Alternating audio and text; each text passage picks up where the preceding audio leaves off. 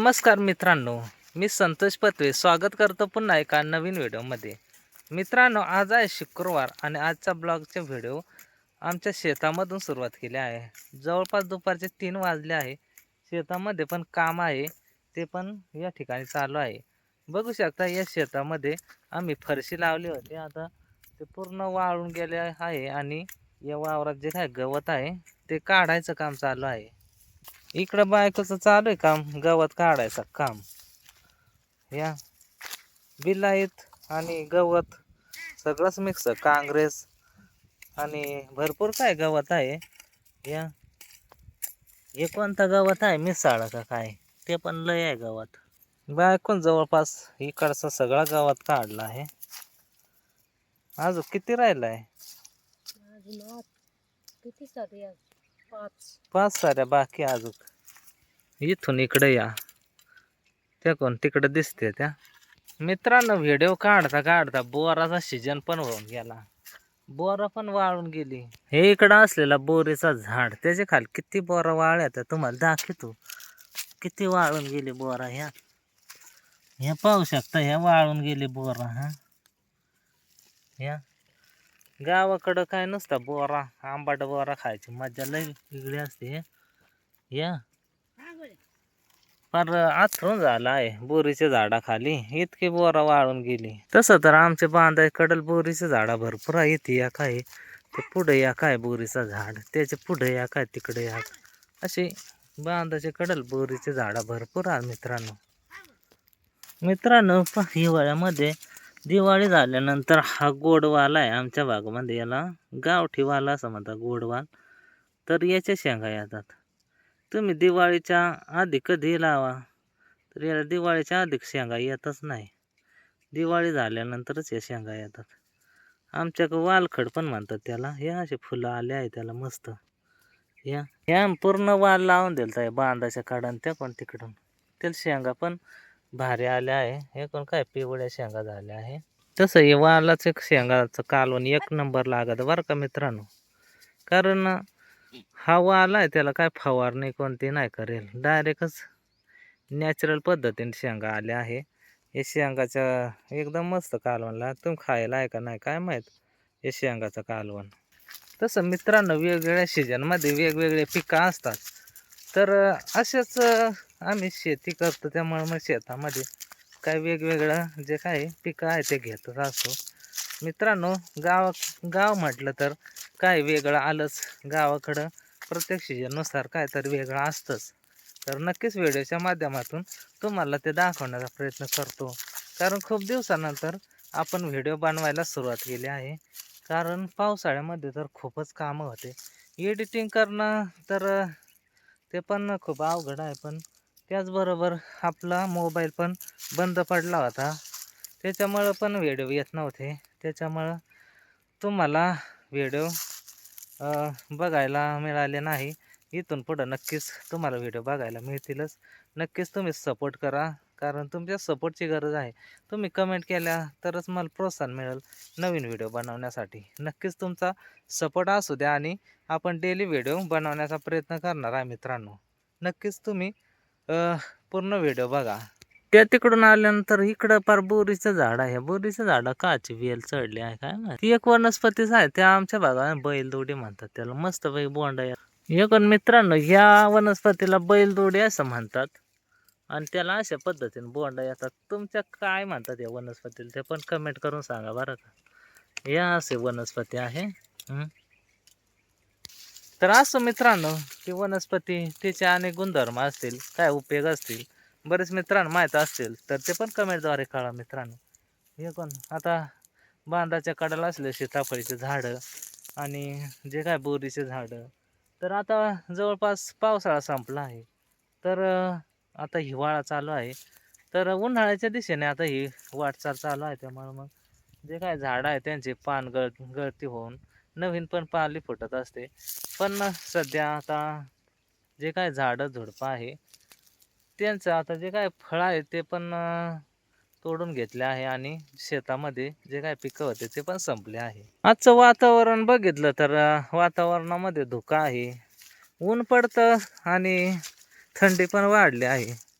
त्यामुळं वातावरणानुसार आजार पण येतात. त्यामुळे मित्रांनो, तुम्ही काळजी घ्या स्वतःची आणि डॉक्टरांचा सल्ला नक्कीच घ्या मित्रांनो. चला आता तुम्हाला आता इथं कांदे दाखवतो. तर मित्रांनो, कांदे म्हणजे हे बघू शकता. तर कांदे म्हणजे बरेच जणांचे केले वांदे. कांद्याला बाजार नाही, त्यामुळं मग कांदे लावून पण झाले वांदे. हा, बाजार असला तर कांदे नाही, कांदे असलं तर बाजार नाही, अशी परिस्थिती शेतकऱ्यांशी होत असते. मागच्या वर्षी तर कांद्याला बाजार भरपूर होता, या वर्षी कांद्याला पण बाजार नाही. त्याच्यामुळं ज्यांनी कांदे लावले त्यांचे सध्या तर वांदे चालू आहे. नक्कीच शेतामध्ये पण काय पिकं घेतले तर त्याला निश्चित बाजार मिळेल याची पण काही गॅरंटी राहत नाही मित्रांनो. त्यामुळं हे एक जुगारच आहे शेतीमध्ये आणि हा जुगार तर शेतकऱ्याला खेळावाच लागतो. नाहीतर शेतकरीने पिकवला नाही तर जे काय मार्केटमध्ये भाजीपाला तर इतका महाग होईल काय सांगताच येत नाही. मित्रांनो, गावाकडं शेतकरी सीजननुसार पिकं घेतात. आता सध्या तर गहू हरभऱ्याचं सीजन चालू आहे, त्याच्यामुळे शेतामध्ये बहुतेक हरभरा पण असतो. चला तुम्हाला दाखवतो. तर मित्रांनो, आलो आहे आपण हरभऱ्याच्या वावरामध्ये. तर मित्रांनो, सध्या आमच्याकडे हरभऱ्याला फुलं सुद्धा आले आहे. मित्रांनो, हे वावर काय आमचा नाही, दुसऱ्याच्या वावरात आलो आहे. म्हणलं चला गावाकडं सध्या हरभरा परत गहू असे पिकं तर आहेच, तर म्हणलं चला हरभरा पण दाखवू. मित्रांनो, हरभरा हा असं एक पीक आहे ते हिवाळ्यामध्ये थंडी असली तर एकदम भारी येतं. आणि हरभऱ्याची भाजी पण एकदम आरोग्यासाठी भारी असते, कारण हरभऱ्यामध्ये असतं फायबर हा घटक. आणि फायबर हा आपल्या शरीरातील जे काय पचन प्रक्रिया आहे ते सुधारतं. कारण फायबर हा घटक एक चोथायुक्त आहे पदार्थ, पण आपल्याला फायबर मिळतात. ही भाजी चोथायुक्त आहे, पण या भाजीपासून आपल्याला फायबर हा घटक मिळतो. त्याच्यामुळं मग आपल्या शरीरासाठी पण उपयुक्त आहे. ज्यांचे पोटासंबंधी आजार आहे त्याने हरभऱ्याची भाजी नक्कीच खावी. बाजारामध्ये पण हरभऱ्याची भाजी येत असते आणि त्या भाजीचा आनंद नक्कीच तुम्ही घेऊ शकता. तर मित्रांनो, ही हरभऱ्याची कोवळा शेंडा असतो. तर ह्या कवळे शेंड्याची भाजी एकदम भारी लागते खाण्यासाठी.